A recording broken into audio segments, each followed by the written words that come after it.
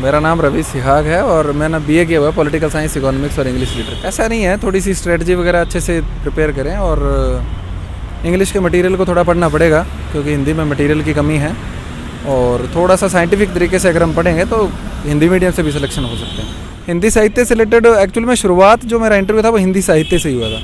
उसमें नागार्जुन की कविता, कबीरदास जी और इन सभी के बारे में बात की। प्रीलिम्स के लिए जो तुम बेसिक पढ़ रहे हो उस पर स्ट्रिक्ट रहो, फालतू के बहुत ज़्यादा अभी इस टाइम पे बहुत ज़्यादा रिसोर्सेज को फॉलो मत करो। करंट को वेटेज दो, मगर इतना भी नहीं कि करंट सारा दिन पढ़ते रहो। मटेरियल बहुत है पढ़ने का, लेकिन वहाँ पे अपन को या तो 150 या 250 वर्ड्स लिखने पड़ते हैं, तो इतने ही लिखो, उसके हिसाब से पढ़ो कि हम लोगों को पूरा विद्वान नहीं बनना है, हम लोगों को एग्ज़ाम क्लियर करना है, तो उसके हिसाब से पढ़ो। सर, किसी भी काम को जब हेलो सर। हेलो सर, सबसे पहले आपका नाम और एजुकेशनल बैकग्राउंड के बारे में बताइए। मेरा नाम रवि सिहाग है और मैंने बीए किया हुआ है पॉलिटिकल साइंस, इकोनॉमिक्स और इंग्लिश लिटरेचर। सर, ये कौन सा अटैम्प्ट है आपका? मेरा 4th अटैम्प्ट है ये। ओके सर, बात करें कितनी बार आपने इंटरव्यू दिए है? 3 बार इंटरव्यू दिया। ओके सर, ओवरऑल आज के इंटरव्यू की स्पेशली बात करते हैं कि आखिर कैसा गया आपका इंटरव्यू? अच्छा गया इंटरव्यू। ओके सर, शुरुआती क्वेश्चन किस प्रकार के पूछे गए आपसे? शुरुआती क्वेश्चन वही डेप्थ से पूछे गए थे कि एग्रीकल्चर मेरा बैकग्राउंड अच्छा है, बैकग्राउंड है, तो एग्रीकल्चर से कुछ क्वेश्चंस थे, कुछ क्वेश्चंस डेप्थ से थे जैसे क्विज से रिलेटेड था, और मेरी सर्विस प्रेफरेंसेस से कुछ क्वेश्चन थे, यही सब था। सर, इससे पहले भी आपने इंटरव्यू दिया और आज इंटरव्यू दिया, उन्होंने आपको क्या डिफरेंस लगा सर? कोई डिफरेंस नहीं लगा, एक जैसे ही होते हैं सारे इंटरव्यू। अच्छा। हाँ सर, बात करें स्पेशली बहुत सारे हिंदी मीडियम के एस्पिरेंट हैं जिनको लग रहा है कि यूपीएससी अब सिलेक्शन हिंदी मीडियम का कम होता जा रहा है। आखिर सर इसके बारे में आप क्या कहना चाहेंगे? ऐसा नहीं है, थोड़ी सी स्ट्रेटजी वगैरह अच्छे से प्रिपेयर करें और इंग्लिश के मटेरियल को थोड़ा पढ़ना पड़ेगा क्योंकि हिंदी में मटेरियल की कमी है। और थोड़ा सा साइंटिफिक तरीके से अगर हम पढ़ेंगे तो हिंदी मीडियम से भी सिलेक्शन हो सकते हैं। सर, अभी आप सर्विस में भी है, सर्विस में होने के बाद में भी इस बार आप इंटरव्यू देने जा रहे हैं, तो सर आप किस टाइम मैनेजमेंट किस प्रकार कर रहे हैं? टाइम मैनेजमेंट करना पड़ता था, सुबह जल्दी उठना पड़ता था, रात को लेट तक सोना पड़ता था, थोड़ा नींद से कॉम्प्रोमाइज़ करना पड़ता था, ये सभी चीज़ें। ओके, तो सर बात करें आपके ऑप्शनल सब्जेक्ट क्या है सर?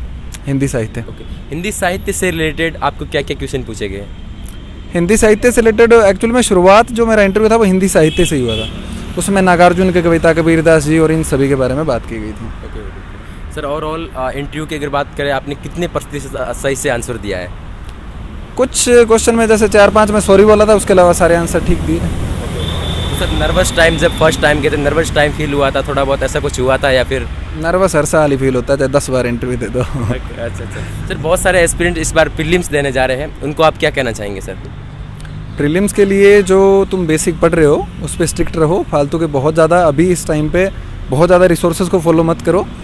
करंट को वेटेज दो, मगर इतना भी नहीं कि करंट सारा दिन पढ़ते रहो। जो बेसिक है उसको पढ़ते रहो, टेस्ट सीरीज़ लगाओ, कुछ अच्छे टेस्ट दो और प्रीवियस ईयर क्वेश्चन सॉल्व करो। ओके सर, कि जैसा कि अभी हिंदी मीडियम के आंसर राइटिंग प्रैक्टिस में बहुत सारे स्टूडेंट्स को दिक्कत आ रही है क्योंकि लंबे लंबे लेख लिखने पर उसमें बहुत सारे मटेरियल्स को चार्ट के लिखना पड़ता है, तो उसमें सर आपने किस प्रकार लिखा और कैसे मैनेज किया ये सब? देखो, पॉइंट टू पॉइंट लिखना वो सबसे बेस्ट है कि अगर आप इंट्रोडक्शन कर रहे हो तो उसको ऐसे नहीं है कि आप आधे पेज से ज़्यादा कर दो। बिल्कुल, छोटा इंट्रोडक्शन लिखो, पॉइंट टू पॉइंट उसमें जितना भी पूछा है वो लिखो और एक अच्छा सा कंक्लूजन दो। मटेरियल बहुत है पढ़ने का, लेकिन वहाँ पे अपन को या तो 150 या 250 वर्ड्स लिखने पड़ते हैं, तो इतने ही लिखो, उसके हिसाब से पढ़ो कि हम लोगों को पूरा विद्वान नहीं बनना है, हम लोगों को एग्ज़ाम क्लियर करना है, तो उसके हिसाब से पढ़ो। ओके सर, किसी भी काम को जब शुरुआत करते हैं बहुत दिक्कत होती है, चाहे यूपीएससी की परीक्षा हो या किसी भी एग्जाम की। जब एस्पिरेंट यूपीएससी की परीक्षा को लेकर चिंतित होता है तो उसके बारे में सर शुरुआत में तो मटेरियल्स कहाँ से खंगाले, कैसे करें, क्या करें, इसके बारे में सर क्या कहोगे आप? मटेरियल NCERT को शुरुआत करो, उसके अलावा कोई भी एक जो ऑथेंटिक मटेरियल मार्केट में अवेलेबल है उसको पढ़ो और उसी पे स्ट्रिक्ट रहो। ऐसा नहीं है कि बार बार मतलब 2 नावों में सवार नहीं होना है। करंट पढ़ रहे हो तो एक मैगजीन पढ़ लो, कोई भी पढ़ लो। ओके सर, जैसे कि आपने NCERT बताया, बहुत सारे टॉपर्स बताते हैं कि सारी NCERT पढ़नी चाहिए, कोई बड़े सेलेक्टिव NCERT बने, तो सर आपने कौन कौन सी NCERT पढ़ी? मैंने हिस्ट्री की, ज्योग्राफी की, इकोनॉमिक्स की, ये मेन 3 NCERT पढ़ी थी। ओके तो सर स्पेशली अब एस्पिरेंट्स जो हिंदी मीडियम के देख रहे हैं, उनको किन किन गलतियों से इस यूपीएससी की जर्नी से बचना चाहिए? देखो, मार्केट में बहुत सारा मटेरियल अवेलेबल है, सारों को नहीं पढ़ना है। जो बेसिक चीज़ें हैं NCERT वगैरह उन पर फोकस रखो, टेस्ट पेपर लगाओ और बहुत ज़्यादा लोगों से राय मत लो। मैं भी बता रहा हूँ तो इसको भी ब्लाइंडली फॉलो मत करो, अपना दिमाग यूज़ करो कि क्या यूपीएससी पूछ रही है, किस तरीके से उसमें क्वेश्चन आ रहे हैं, उसके हिसाब से प्रिपरेशन करो। ओके सर, इसमें कोचिंग कितना मायने रखती है? कोई टॉपर्स बता रहे कोचिंग आपको एक सही गाइडेंस की ओर लेके जाती है, कोई बोलता है कि इसके टाइम वेस्ट होता है, तो इसके आपके क्या मायने हैं सर इसमें?